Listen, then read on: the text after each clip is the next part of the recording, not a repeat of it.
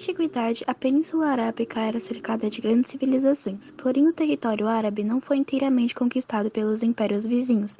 Isso possibilitou o desenvolvimento de comunidades de povos semitas que povoaram a região, ou as permitia o desenvolvimento de zonas de cultivo. Uma parte dos povos que viviam na península se sedentarizou, povoando lugares perto do oásis. A água era usada para a agricultura, organizavam feiras, abastecendo as rotas comerciais. Apesar das diferenças entre os povos beduínos, que eram povos que saíam em busca de novas fontes de água, e dos povos sedentários, existiam elementos culturais que os aproximavam, como dialetos árabes falados por todos e as crenças religiosas. Com o tempo surgiram lugares de devoção no interior da península. Um desses locais foi a cidade de Meca. No período que ela foi desenvolvida, a Rota da Seda foi arruinada por causa de conflitos entre impérios.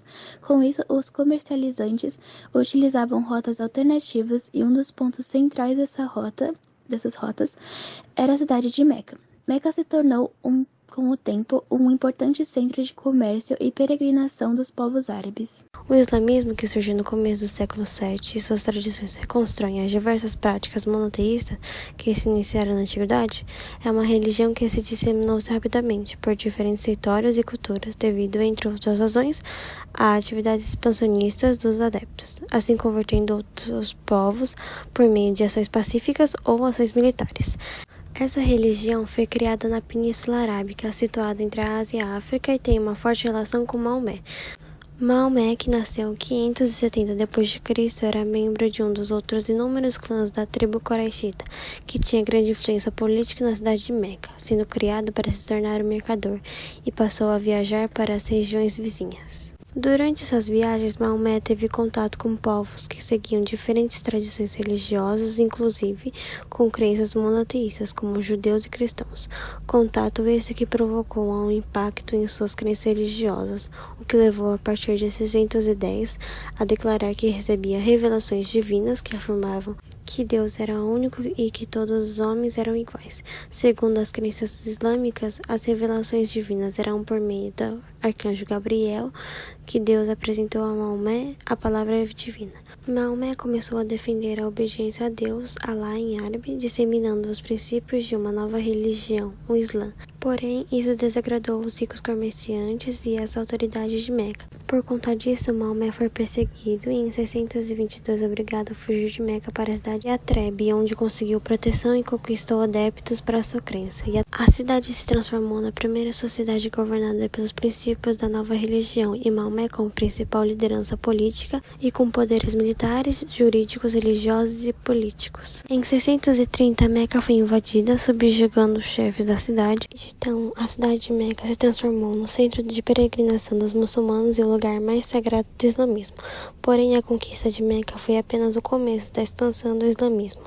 O papel do islamismo na expansão territorial dos povos árabes. Em 632, quando Maomé morreu, os seguidores do islamismo conquistaram grandes regiões da Península Arábica, promovendo a unificação desse território e a criação de uma identidade comum entre os árabes, a religião islâmica. Entre os séculos 7 e 11 ocorreu uma intensa expansão dos territórios controlados por líderes muçulmanos, os califas, que se tornaram a principal liderança religiosa e militar no mundo islâmico após a morte de Maomé. A escolha do primeiro califa, Abu Bakr, gerou disputas entre diferentes grupos de seguidores de Maomé. Com isso, no quarto califado, essas diferenças resultaram na formação de dois grupos com visões religiosas e políticas distintas, os sunitas e os xiitas. Durante o governo de Abu Bakr, que durou até a sua morte em 634, os muçulmanos conquistaram toda a Península Arábica. A partir de então, a religião começou a se disseminar por territórios do Império. Em meados do século VIII, todo o Império dominado pelos seguidores se tornaram um grande califado unificado e centralizado. Em 756, porém, os territórios muçulmanos da Península Ibérica se separaram, formando um califado independente. Mais tarde, a expansão do califado começou a perder força. Processos de divisões dentro do próprio califado começaram a se acentuar e tiveram seu auge no século XIII, quando o Império Muçulmano se fragmentou de forma definitiva e foi substituído por diversos impérios e reinos muçulmanos independentes. Mesmo com a divisão dos territórios, não significou o fim da expansão da religião muçulmana. Essa expansão do islamismo possibilitou a formação de uma cultura rica e diversificada dos territórios muçulmanos, como as diversidades da língua, acessos a obras produzidas por gregos e romanos, obras e tratados indianos e também de outras regiões, avanços do conhecimento e entre outros. A respeito do islamismo no mundo do século XXI, no mundo contemporâneo, o islamismo ainda é visto maiormente no Ocidente como uma religião de caráter fundamentalista e que se impõe pelas armas. Esse ponto de vista se apoia no julgamento que admite que ataques referentes ao terrorismo religioso são feitos por todos os muçulmanos e que estes são potenciais terroristas, que é uma inverdade, pois qualquer religião pode ter adeptos fundamentalistas. Quando essa ideia é transmitida enviesadamente, é uma contribuição para o preconceito contra essa religião. Os ataques de 11 de setembro foram um marco que transformaram a geopolítica internacional, modificando a relação do Ocidente com o Oriente. Métodos de segurança foram reforçados e, com isso, a xenofobia se intensificou consideravelmente. O mundo do século XXI, infelizmente, ainda enxerga o islamismo, religião na qual os adeptos representam quase 25% da população mundial, como um culto extremista.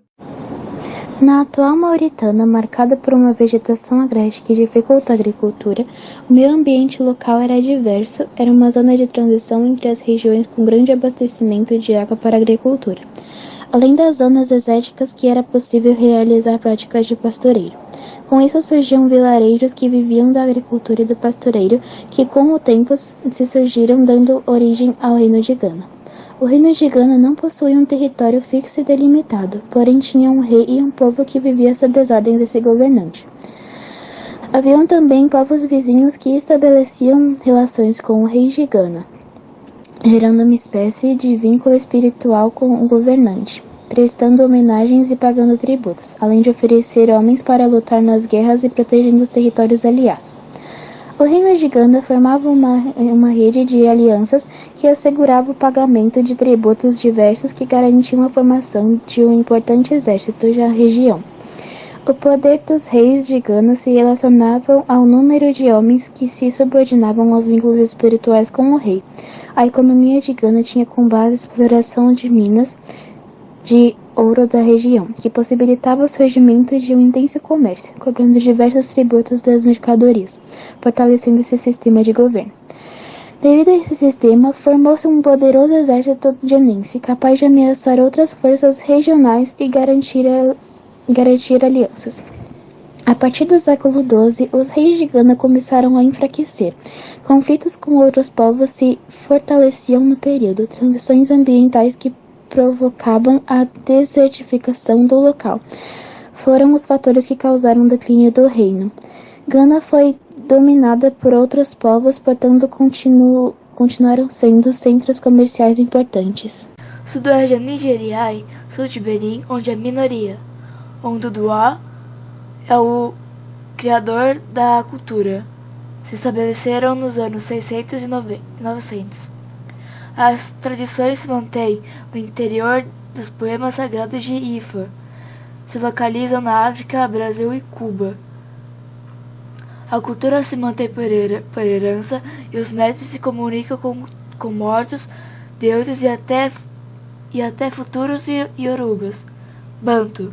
A maior parte dos escravizados trazidos para o Brasil eram banto, como os do Congo, Angola, Benguela e etc.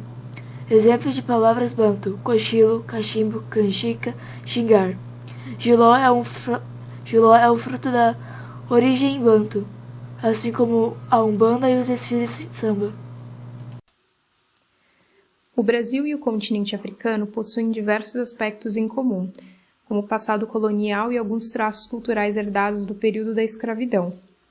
Ainda durante o processo de colonização, outro elemento começou a aproximar a África do Brasil, o escravismo da população negra. A migração compulsória de pessoas de etnias negras africanas para o Brasil trouxe ao país cerca de 4 milhões de trabalhadores escravos, que foram empregados principalmente nas atividades ligadas aos ciclos econômicos, como o da cana-de-açúcar no Nordeste e a mineração, e o café no Sudeste. Atualmente é notória a influência africana em nossa sociedade e na cultura em geral, como nos elementos incorporados pela língua portuguesa, toponímias, hábitos alimentares e crenças religiosas.